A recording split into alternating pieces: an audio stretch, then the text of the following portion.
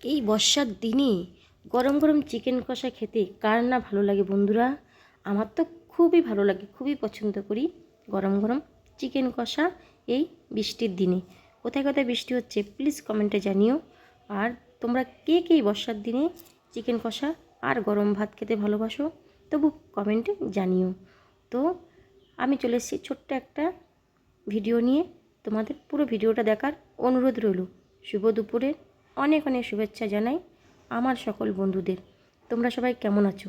আমি তো ভালো আছি তোমাদের ভালোবাসায়। তো দেখো আমি আজকে গরম গরম চিকেন কষা করছি আর বাইরে বৃষ্টি হচ্ছে, সকাল থেকেই বৃষ্টি পড়ছে কিন্তু। তো দেখো চিকেনের কালারটা কেমন এসছে, তোমরা কিন্তু প্লিজ কমেন্টে জানিও, ভুলো না কিন্তু। আর কে কে খাবে বলো। আমি তো পছন্দ করি চিকেন, আর তার সঙ্গে বড় বড় লাল লাল করে আলু ভাজা তার সঙ্গে দিয়ে একদম কষা কষা হবে, বেশ জমে যাবে দুপুরের খাবারটা। তো সবাইকে অনেক অনেক ভালোবাসা আমার তরফ থেকে।